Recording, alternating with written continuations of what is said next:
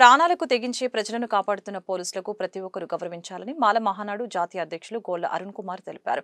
Police అమరవీరుల సంస్మరణ దినం సందర్భంగా నగరంపాలెంలోని పోలీసు అమరవీరుల స్తూపానికి మాల మహానాడు నాయకులు నివాళులర్పించారు. ఇందులో భాగంగా అరుణ్ మాట్లాడారు. డాక్టర్ బాబాసాహెబ్ అంబేద్కర్ రాసిన రాజ్యాంగాన్ని పోలీసులు రక్షిస్తున్నారని అన్నారు.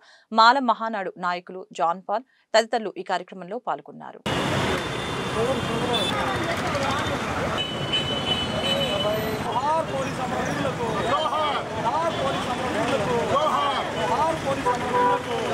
ఈరోజు ఈ దేశంలో అందరికీ రక్షణగా నిలిచేటువంటి ముఖ్యమైనటువంటి పాత్ర పోలీస్ పాత్ర.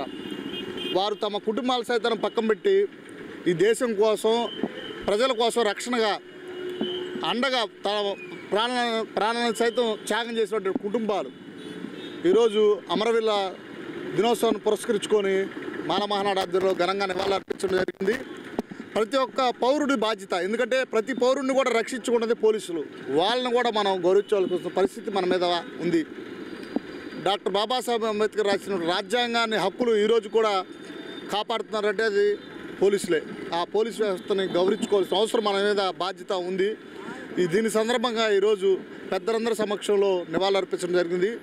ప్రభుత్వం కూడా ఈరోజు పార్టీలకు అతీతంగా పోలీస్ వ్యవస్థను ఏదైతే ప్రభుత్వం గతంలో హామీ ఇచ్చిందో వారికి వారంలో ఒకరోజు సెలవు దినం ప్రకటిస్తామని దాన్ని నిలుపుకోవాల్సిన బాధ్యత కూడా ప్రభుత్వాల మీద ఉంది.